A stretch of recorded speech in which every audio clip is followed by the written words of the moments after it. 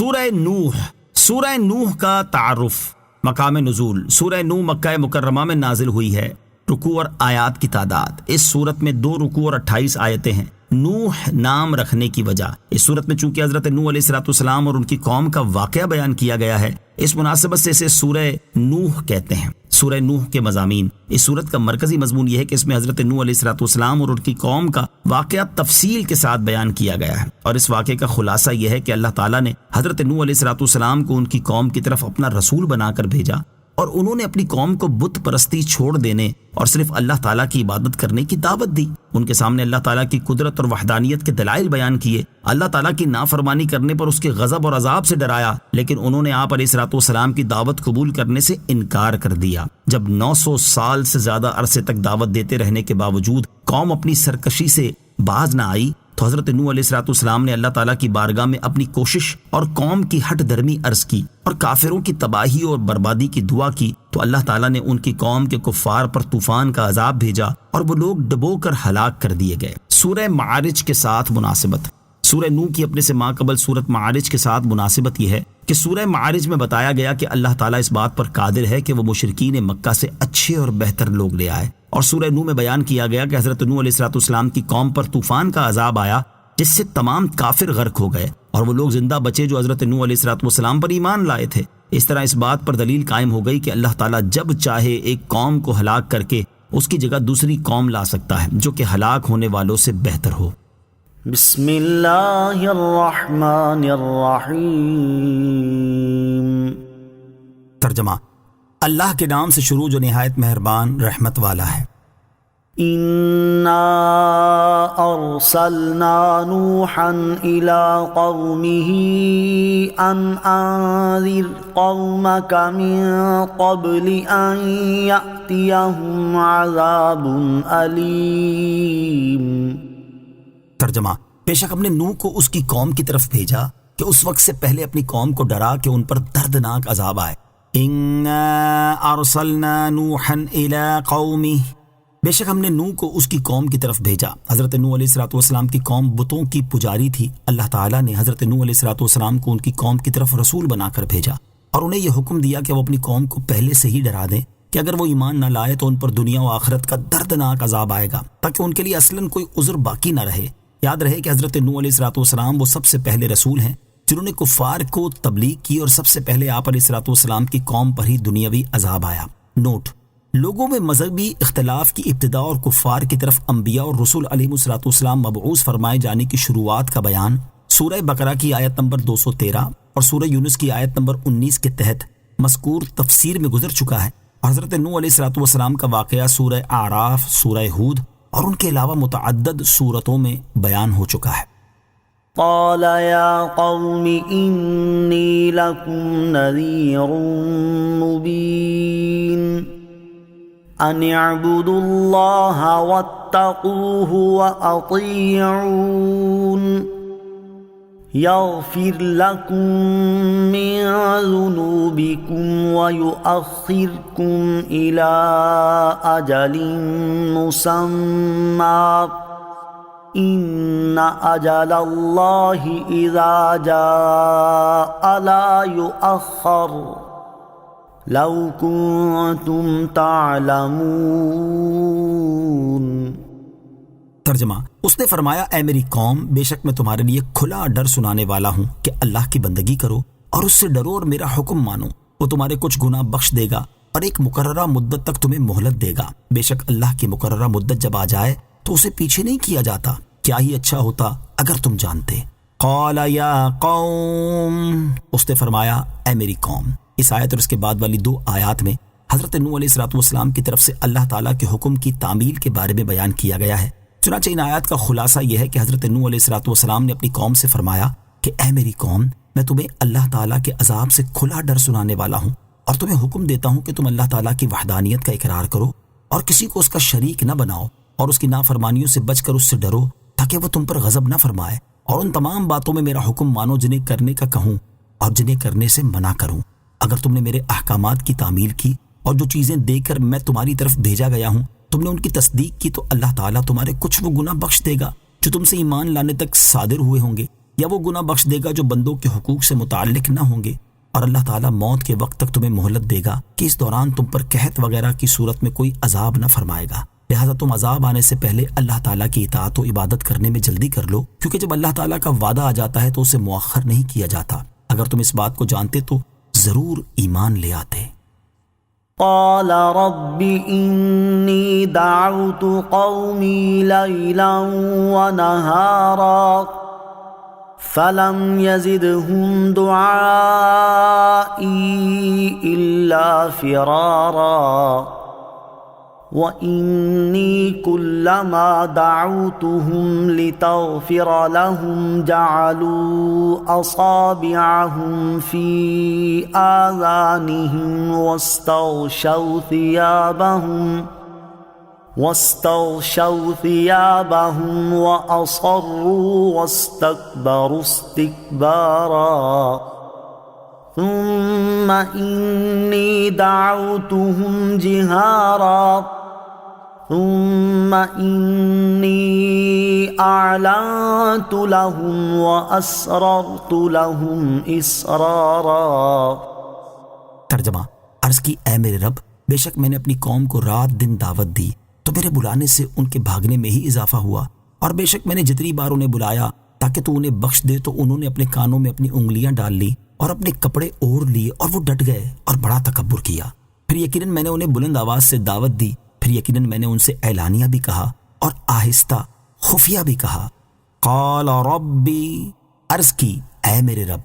یہاں سے حضرت نوح علیہ السلام کی طرف سے اللہ تعالیٰ کی بارگاہ میں کی گئی مناجات بیان فرمائی گئی۔ چنانچہ اس آیت اور اس کے بعد والی 4 آیات کا خلاصہ یہ ہے کہ جب حضرت نوح علیہ السلام نے اپنی قوم تک اللہ تعالیٰ کا پیغام پہنچایا اور اس چیز سے ڈرایا جس سے ڈرانے کا اللہ تعالیٰ نے حکم دیا تھا، تو قوم نے ان کی بات نہ مانی اور حضرت نوح علیہ السلام اللہ تعالیٰ کی طرف سے جو احکامات لے کر آئے تھے انہیں رد کر دیا۔ اس پر حضرت نوح علیہ السلام نے اللہ تعالیٰ کی بارگاہ میں عرض کی، اے میرے رب عز و جل، تو جانتا ہے کہ میں نے اپنی قوم کو رات دن تیری توحید اور تیری عبادت کی طرف بلایا، تیرے عذاب اور تیری قدرت سے ڈرایا، لیکن ان کے طبعی فطور کی بنا پر میرے بلانے سے ان کے بھاگنے میں ہی اضافہ ہوا، اور جتنی انہیں ایمان لانے کی ترغیب دی گئی اتنی ہی ان کی سرکشی بڑھتی گئی، اور میں نے جتنی بار انہیں تیری وحدانیت کا اقرار کرنے، تیرے احکامات پر عمل کرنے اور تیرے علاوہ تمام معبودوں سے براءت کا اظہار کرنے کی طرف بلایا تاکہ تو انہیں بخش دے، تو انہوں نے اپنے کانوں میں انگلیاں ڈال لیں تاکہ میری دعوت کو سن نہ سکے، اور اپنے کپڑے اوڑھ لیے اور منہ چھپا لیے تاکہ مجھے دیکھ نہ سکیں،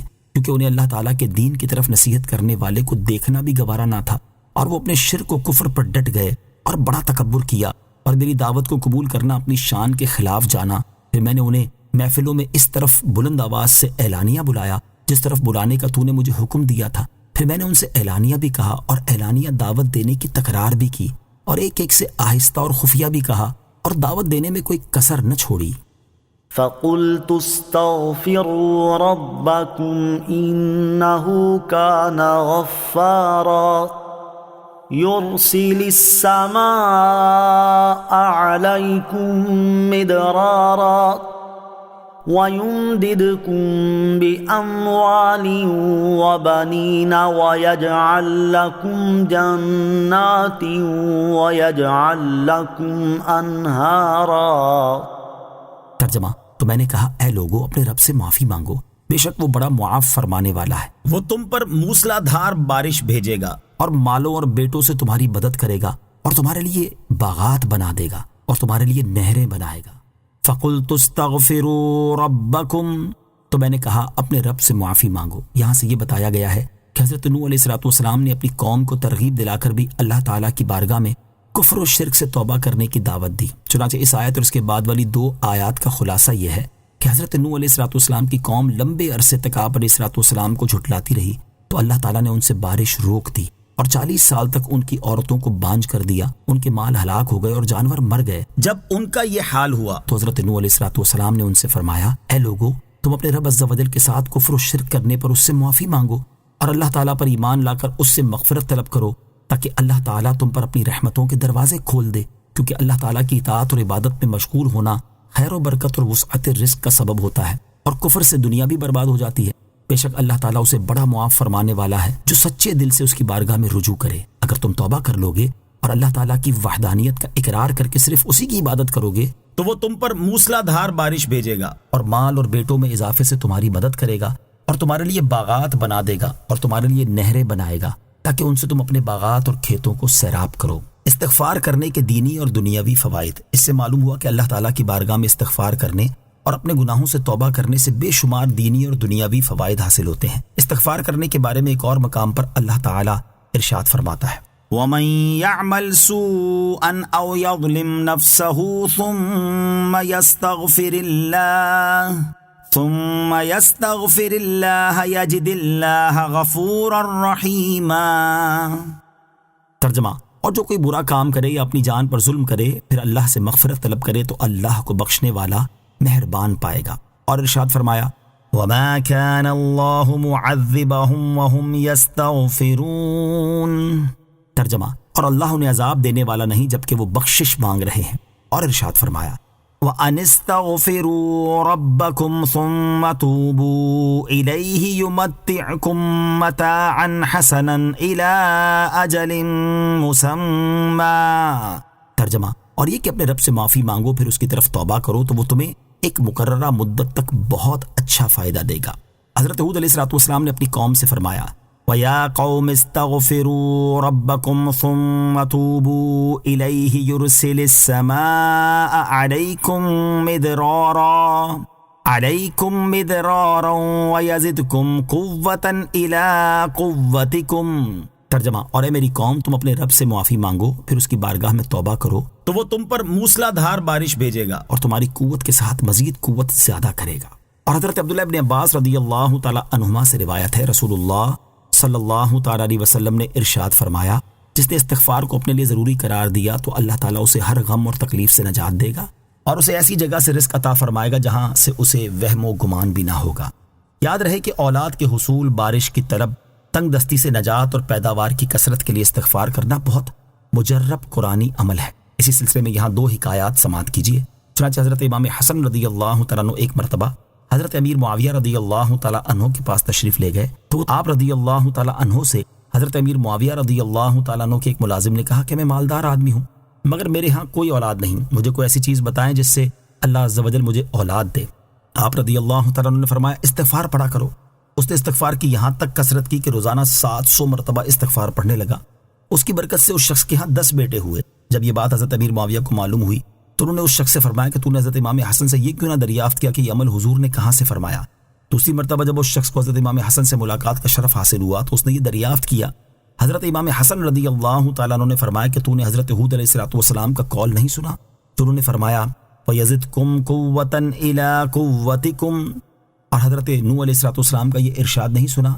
يُمْدِدْكُمْ بِأَمْوَالٍ وَبَنِينَ۔ اسی طرح حضرت حسن بصری رضی اللہ تعالیٰ عنہ کے پاس ایک شخص آیا اور اس نے بارش کی قلت کی شکایت کی۔ آپ رضی اللہ تعالیٰ عنہ نے اسے استغفار کرنے کا حکم دیا۔ دوسرا شخص آیا اور اس نے تنگ دستی کی شکایت کی تو اسے بھی یہی حکم فرمایا۔ پھر تیسرا شخص آیا اور اس نے نسل کم ہونے کی شکایت کی تو اس سے بھی یہی فرمایا۔ پھر چوتھا شخص آیا اور اس نے اپنی زمین کی پیداوار کم ہونے کی شکایت کی تو اس سے بھی یہی فرمایا۔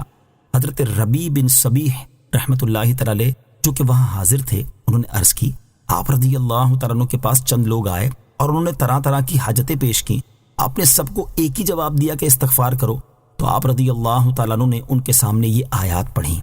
استغفروا ربکم انہ کان غفارا یرسل السماء علیکم مدرارا وَيُمْدِدْكُمْ بِأَمْوَالٍ وَبَنِينَ وَيَجْعَلْ لَكُمْ جَنَّاتٍ وَيَجْعَلْ لَكُمْ أَنْهَارًا۔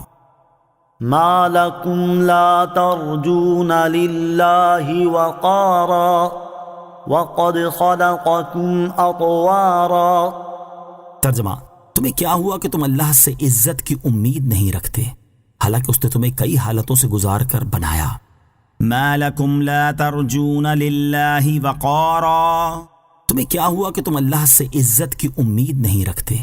یہاں سے یہ بیان کیا گیا ہے کہ جب حضرت نوح علیہ السلام کی طرف سے ترغیب دینے کی بنا پر بھی ان کی قوم نے نصیحت حاصل نہ کی تو حضرت نوح علیہ السلام نے دعوت دینے کا ایک اور انداز اختیار کیا۔ چنانچہ اس آیت اور اس کے بعد والی آیت کا خلاصہ یہ ہے کہ حضرت نوح علیہ السلام نے اپنی قوم سے فرمایا، تمہیں کیا ہوا ہے کہ تم اللہ تعالیٰ پر ایمان لا کر اس سے عزت حاصل کرنے کی امید نہیں رکھتے، حالانکہ اس نے تمہیں کئی حالتوں سے گزار کر بنایا کہ پہلے تم نطفے کی صورت میں ہوئے، پھر تمہیں خون کا لوتھڑا بنایا، پھر گوشت کا ٹکڑا بنایا، یہاں تک کہ اس نے تمہاری خلقت کامل کی، اور تمہارا اپنی تخلیق میں نظر کرنا ایسی چیز ہے جو کہ اللہ تعالیٰ کی خالقیت، قدرت اور اس کی وحدانیت پر ایمان لانے کو واجب کرتی ہے۔ أَلَمْ تَرَوْا كَيْفَ خَلَقَ اللَّهُ سَبْعَ سَمَاوَاتٍ طِبَاقًا وَجَعَلَ الْقَمَرَ فِيهِنَّ نُورًا وَجَعَلَ الشَّمْسَ سِرَاجًا۔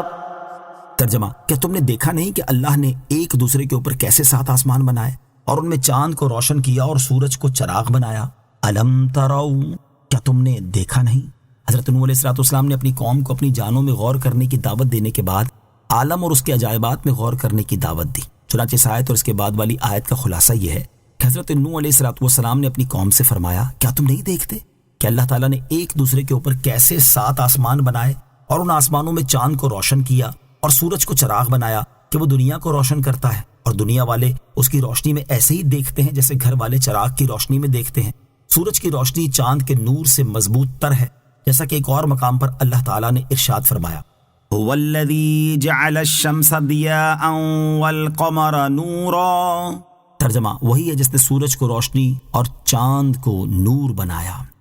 واللہ انبتکم من الارض نباتا ثم یعیدکم فیہا ویخرجکم اخراجا۔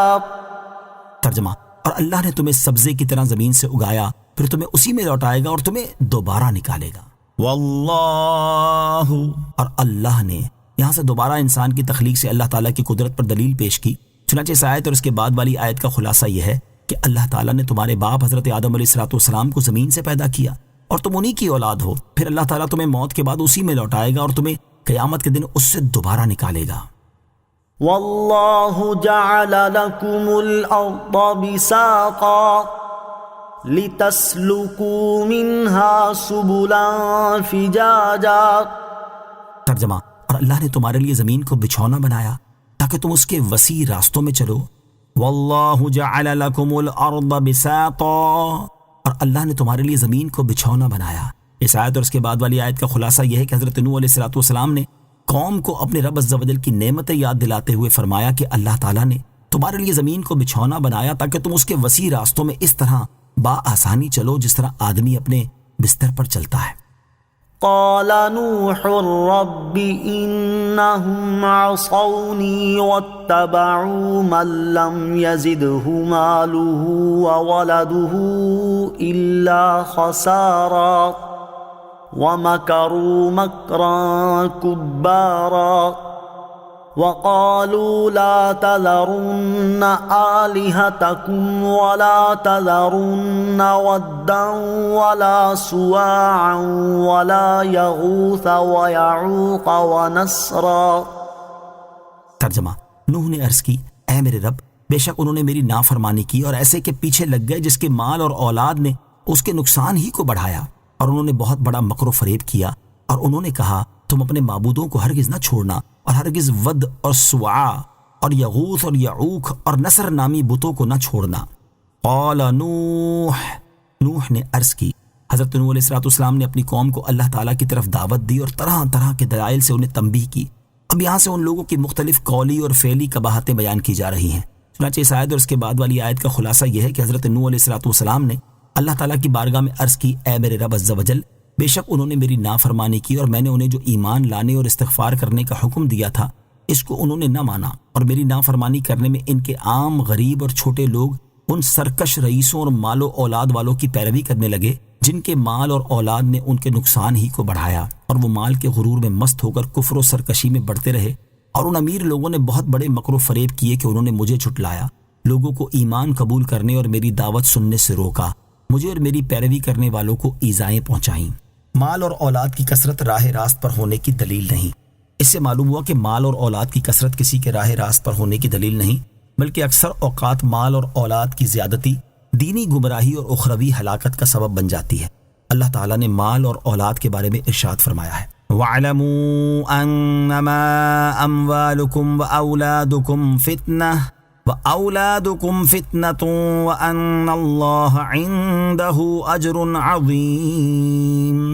ترجمہ، اور جان لو کہ تمہارے مال اور تمہاری اولاد ایک امتحان ہے، اور یہ کہ اللہ کے پاس بڑا ثواب ہے۔ اور کفار کے مال و اولاد کے بارے میں ارشاد فرمایا، فَلَا تُعْجِبْكَ أَمْوَالُهُمْ وَلَا أَوْلَادُهُمْ إِنَّمَا يُرِيدُ اللَّهُ لِيُعَذِّبَهُمْ بِهَا فِي الْحَيَاةِ الدُّنْيَا وَتَزْهَقَ أَنفُسُهُمْ وَهُمْ كَافِرُونَ۔ ترجمہ، تو تمہیں ان کے مال اور ان کی اولاد تعجب میں نہ ڈالیں، اللہ یہی چاہتا ہے کہ ان چیزوں کے ذریعے دنیا کی زندگی میں ان سے راحت و آرام دور کر دے اور کفر کی حالت میں ان کی روح نکلے۔ اور مال اور اولاد کے حوالے سے مسلمانوں کو حکم ارشاد فرمایا، یا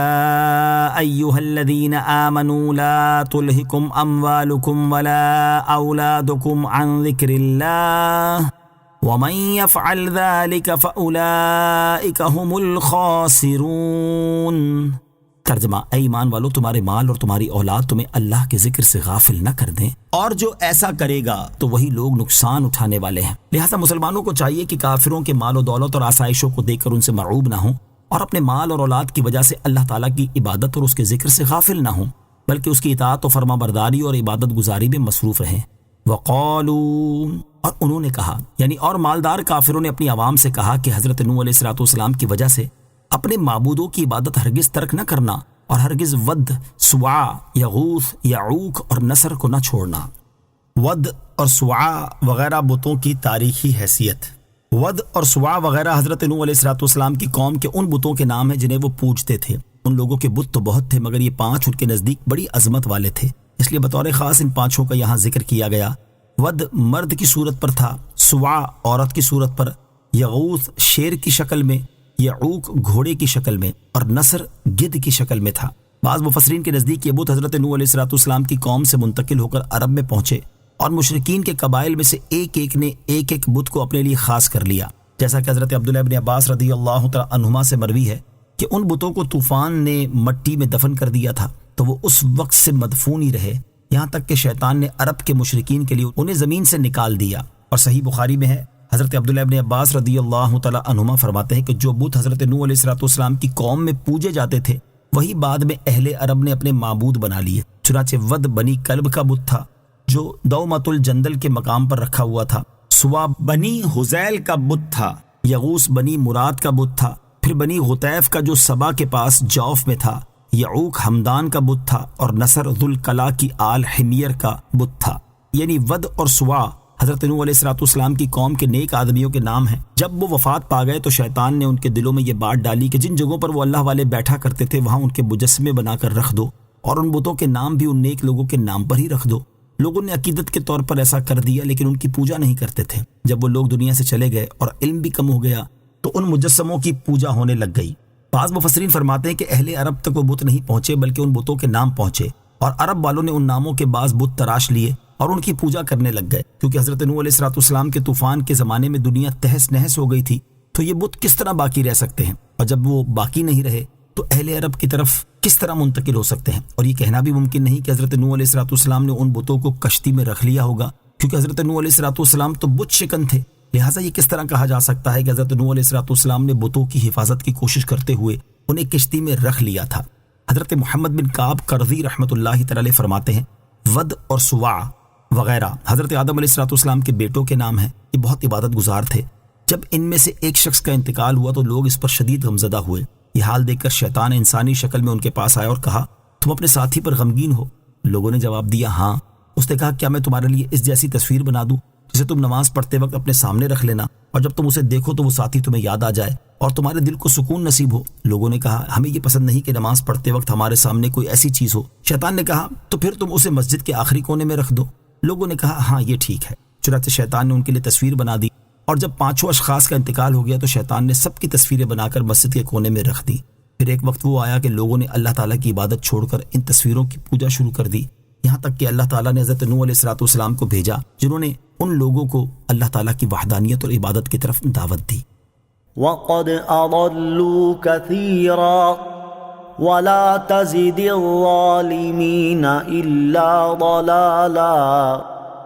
ترجمہ، اور بے شک انہوں نے بہت سے لوگوں کو گمراہ کر دیا، اور تو ظالموں کی گمراہی میں ہی اضافہ کر۔ وقد اضلوا کثیرا، اور بے شک انہوں نے بہت سے لوگوں کو گمراہ کر دیا۔ حضرت نوح علیہ السلام نے جب اپنی قوم کے رئیسوں کی وہ بات بیان کی جو انہوں نے اپنی پیروی کرنے والوں سے کہی تھی، تو اس کے بعد عرض کی اور بے شک انہوں نے بہت سے لوگوں کو گمراہ کر دیا ہے۔ اس کا ایک معنی یہ ہے کہ یہ بت بہت سے لوگوں کے لیے گمراہی کا سبب بنے ہیں، اور دوسرا معنی یہ ہے کہ قوم کے رئیسوں نے بتوں کی عبادت کرنے کا حکم دے کر بہت سے لوگوں کو گمراہ کر دیا ہے۔ اور جب حضرت نوح علیہ السلام کو وحی کے ذریعے معلوم ہو گیا کہ جو لوگ ایمان لا چکے ہیں ان کے علاوہ قوم میں سے اور لوگ ایمان لانے والے نہیں، تب آپ علیہ السلام نے یہ دعا کی کہ اے میرے رب عز و جل، تو بتوں کی پوجا کرنے والے مشرکین کی گمراہی میں ہی اضافہ کر اور اب انہیں ایمان لانے کی توفیق ہی نہ دے۔ مما خطیئاتهم اغرقوا فادخلوا نارا فلم يجدوا لهم من دون الله انصارا۔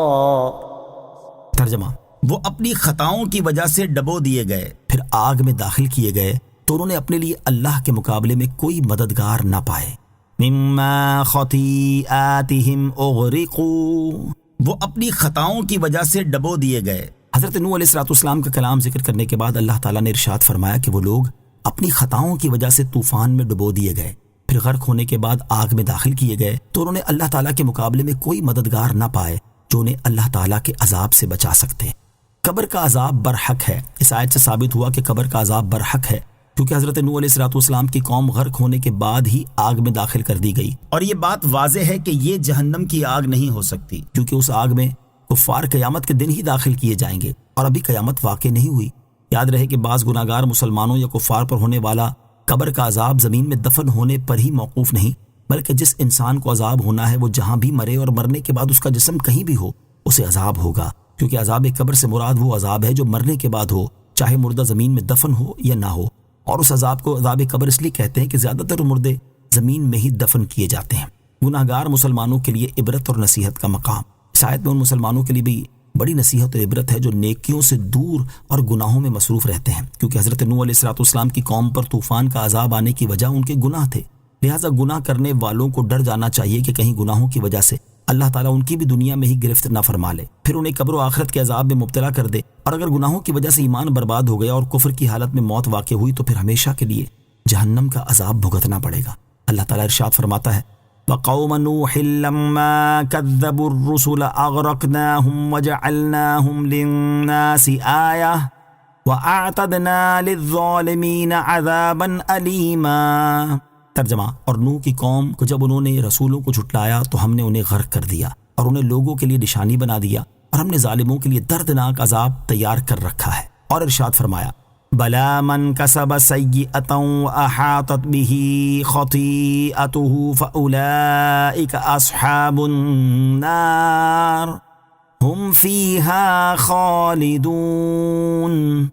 ترجمہ، کیوں نہیں، جس نے گناہ کمایا اور اس کی خطا نے اس کا گھیراؤ کر لیا تو وہی لوگ جہنمی ہیں، وہ ہمیشہ اس میں رہیں گے۔ اللہ تعالی ہمیں اپنے اعمال کی اصلاح کرنے، گناہوں سے بچنے اور نیک اعمال کرنے کی توفیق عطا فرمائے، آمین۔ وقال نوح رب لا تذر على الأرض من الكافرين ديارا إنك إن تذرهم يضلوا عبادك ولا يلدوا إلا فاجرا كفارا۔ ترجمہ، اور نوح نے عرض کی اے میرے رب، زمین پر کافروں میں سے کوئی بسنے والا نہ چھوڑ، بے شک اگر تو انہیں چھوڑ دے گا تو یہ تیرے بندوں کو گمراہ کر دیں گے، اور یہ اولاد بھی ایسی ہی جنیں گے جو بدکار بڑی ناشکری ہوگی۔ وقال نوح الرب، اور نوح نے عرض کی اے میرے رب۔ اس آیت اور اس کے بعد والی آیت کا خلاصہ یہ ہے کہ جب اللہ تعالیٰ کی طرف سے وحی آنے کے بعد اور کئی صدیوں تک تبلیغ کرنے کے باوجود قوم کے کفر پر ہی قائم رہنے کی وجہ سے حضرت نوح علیہ السلام کو یقین ہو گیا کہ یہ لوگ ہدایت پر آنے والے نہیں، تو آپ علیہ السلام نے اللہ تعالیٰ کی بارگاہ میں عرض کی اے میرے پروردگار عز و جل، زمین پر ان لوگوں میں سے کوئی بسنے والا نہ چھوڑ جنہوں نے تیرے ساتھ کفر کیا اور تیری طرف سے آنے والے احکامات کا انکار کیا، بے شک اگر تو ان سب کو یا ان میں سے بعض کو زمین پر چھوڑ دے گا اور ہلاک نہ فرمائے گا تو یہ تیرے بندوں کو راہ حق سے گمراہ کر دیں گے، اور یہ اولاد بھی ایسی ہی جنیں گے جو بدکار اور بڑی ناشکری ہوگی۔ رب اغفر لي ولوالدي ولمن دخل بيتي مؤمنا وللمؤمنين والمؤمنات ولا تزد الظالمين إلا تبارا۔ ترجمہ: اے میرے رب، مجھے اور میرے ماں باپ کو اور میرے گھر میں حالت ایمان میں داخل ہونے والے کو اور سب مسلمان مردوں اور سب مسلمان عورتوں کو بخش دے اور کافروں کی تباہی میں اضافہ فرما دے۔ رب غفر لی، اے میرے رب مجھے بخش دے۔ کفار کے خلاف دعا کرنے کے بعد حضرت نوح علیہ السلام نے اپنے لیے، اپنے والدین اور مومن مردوں اور عورتوں کے لیے دعا کرتے ہوئے اللہ تعالیٰ کی بارگاہ میں عرض کی: اے میرے رب عز و جل، مجھے اور میرے ماں باپ کو اور میرے گھر میں ایمان کی حالت میں داخل ہونے والے کو اور قیامت تک آنے والے سب مسلمان مردوں اور سب مسلمان عورتوں کو بخش دے اور کافروں کی تباہی میں اضافہ فرما دے۔ چنانچہ اللہ تعالیٰ نے حضرت نوح علیہ السلام کی دعا قبول فرمائی اور ان کی قوم کے تمام کفار کو عذاب سے ہلاک کر دیا۔ حضرت عبداللہ ابن عباس رضی اللہ تعالیٰ عنہما فرماتے ہیں کہ اللہ تعالیٰ نے کفار کے بارے میں حضرت نوح علیہ السلام کی دعا قبول فرما لی، لہٰذا یہ ممکن نہیں کہ انہوں نے جو دعا مسلمانوں کے بارے میں فرمائی اسے اللہ تعالیٰ قبول نہ فرمائے۔ انتقال کر جانے والوں کے لیے مغفرت کی دعا کرنی چاہیے۔ اس آیت سے معلوم ہوا کہ حضرت نوح علیہ السلام کے والدین مومن تھے، اور یہ بھی معلوم ہوا کہ انتقال کر جانے والے مسلمانوں کے لیے مغفرت کی دعا کرنی چاہیے کہ اس سے انہیں فائدہ ہوتا ہے۔ حضرت عبداللہ ابن عباس رضی اللہ تعالیٰ عنہما سے روایت ہے، رسول اللہ صلی اللہ تعالیٰ علیہ وسلم نے ارشاد فرمایا، میت قبر میں ڈوبتے ہوئے فریادی کی طرح ہی ہوتی ہے کہ ماں باپ، بھائی یا دوست کی دعائے خیر پہنچنے کی منتظر رہتی ہے، پھر جب اسے دعا پہنچ جاتی ہے تو اسے یہ دعا دنیا اور اس کی تمام نعمتوں سے زیادہ پیاری ہوتی ہے، اور اللہ تعالیٰ زمین والوں کی دعا سے قبر والوں کو پہاڑوں کی مانند ثواب دیتا ہے، اور یقیناً زندہ کم مردوں کے لیے تحفہ ان کے لیے دعائے مغفرت ہے۔ آمنت باللہ صدق اللہ العظیم۔